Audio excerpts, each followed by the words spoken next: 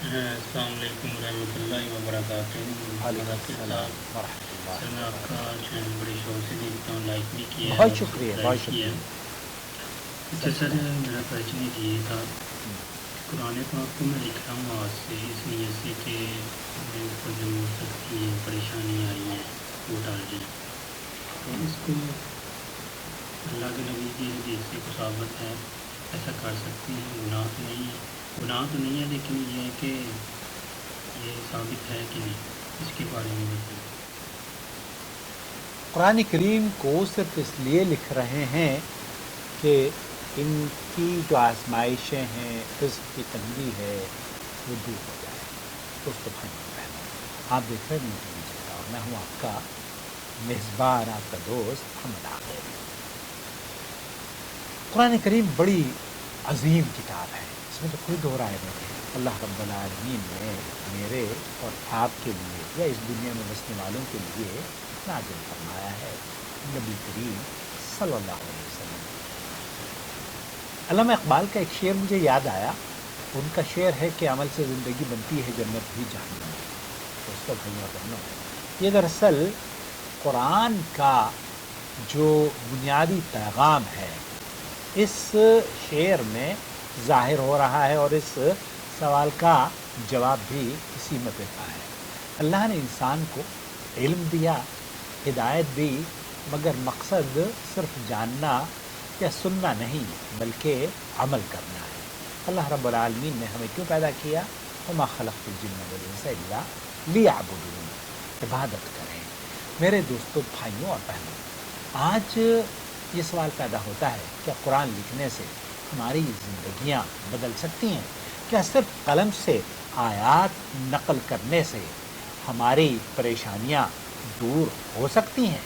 اس میں تو کوئی دو رائے نہیں ہے کہ قرآن کریم ایک مبارک اور بڑی عظیم کتاب ہے، اس میں تو کوئی دو رائے نہیں ہے۔ نبی کریم صلی اللہ علیہ وسلم کے فرامین کو نقل کرنا اور تحریر کرنا بڑی عظیم اور باعث اجر کام ہے، لیکن کیا قرآن کریم کو لکھنے سے اپنا مقصد حاصل ہو جائے گا، نیکی یا مقصد؟ دوستو بھائیوں اور بہنوں، بلا شک اور شبہ قرآن کو ہاتھ سے لکھنا محبت کا اظہار ہو سکتا ہے، لیکن اصل محبت تو یہ ہے کہ ہم اس کے احکام کو سمجھیں، دل میں اتاریں اور اپنی زندگی کو بدلیں۔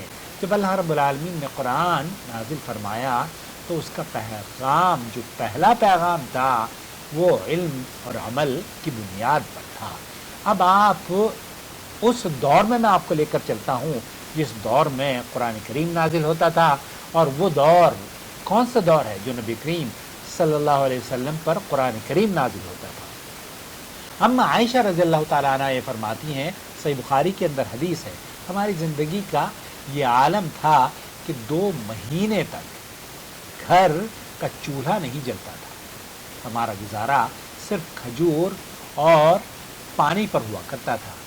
اب یہ ان لوگوں کی بات کی جا رہی ہے جہاں نبی کریم صلی اللہ علیہ وسلم وہ قرآن کریم نازل ہو رہا ہے، جبرائیل امین قرآن کریم لے کر آ رہے ہیں، آپ علیہ الصلوۃ والسلام صحابہ کو بتا رہے ہیں، صحابہ لکھ رہے ہیں، محفوظ کر رہے ہیں، یاد کر رہے ہیں۔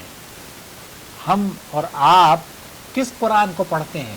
جو صحابہ نے لکھا، اور ان صحابہ نے جو قرآن کریم لکھا، کیا ان کی تمام پریشانیاں اس لکھنے سے، اس حفظ کرنے سے دور ہو گئیں؟ نہیں، یہ ہماری زندگی کا حصہ ہے، دکھ اور سکھ ہماری زندگی کا حصہ ہے۔ اگر آپ یہ سمجھتے ہیں کہ قرآن لکھنے سے آپ کی پریشانیاں حل ہو جائیں گی تو یہ ادھوری سوچ ہے۔ قرآن کریم پر عمل کرنا یہ ہمارے لیے زیادہ ضروری ہے، نہ کہ قرآن کریم کو۔ آج اصل میں جو غلط رجحان ہے وہ یہ کہ بہت سے لوگ پریشانی میں آ کر قرآن کی آیات کو لکھنے لگتے ہیں، اور قرآن کی آیات کو تعویذوں پر بھی مشتمل کر کے وہ پہننا شروع کر دیتے ہیں کہ جناب یہ تو ہماری اب زندگی بدل جائے گی۔ حالانکہ اس لکھنے سے نہ آپ کی زندگی بدلے گی، اور بلکہ بعض کیسز میں تو آپ کا ایمان بھی جاتا رہے گا، بعض کیسز میں آپ نے اپنا وقت بھی خراب کر دیا ہے۔ آج قرآن کریم کو لکھنے سے میں نہیں سمجھتا کہ آپ کی عقیدت اور محبت کا تو اظہار آپ کر سکتے ہیں، لیکن اس کے بعد آپ کو کیا ملے گا؟ جب کہ قرآن کریم میں دنیا بھر میں قرآن کریم کی لاکھوں میں تعداد موجود ہے، اور پرنٹنگ پریس آپ سے زیادہ خوبصورت لکھ سکتے ہیں۔ مدینہ منورہ کی کنگ فہد پرنٹنگ پریس سے ہر سال لاکھوں نسخے شائع ہوتے ہیں اور پوری دنیا میں فری میں جاتے ہیں۔ آپ اپنے ملک کی ایمبیسی سے رابطہ کریں، سعودی عرب کی ایمبیسی سے، تو وہ آپ کو فری میں دیں گے۔ لیکن ہمارا تو مقصد شاید کچھ اور ہوتا ہے۔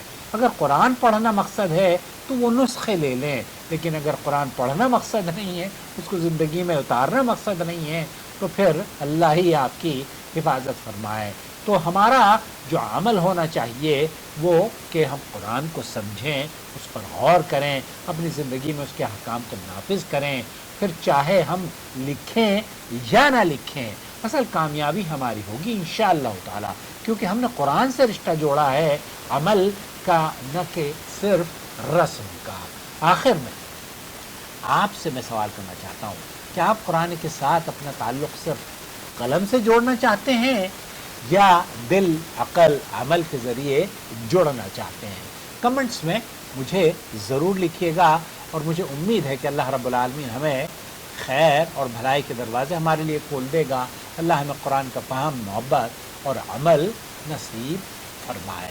اپنا بہت خیال رکھیں، اپنے وقت کا صحیح استعمال کریں، اور اس وقت کو کیسے استعمال کریں یہ ایک خوبصورت سلسلہ انشاءاللہ تعالی جلد ہی آپ کی خدمت میں پیش کرنے جا رہا ہوں اسی چینل پر۔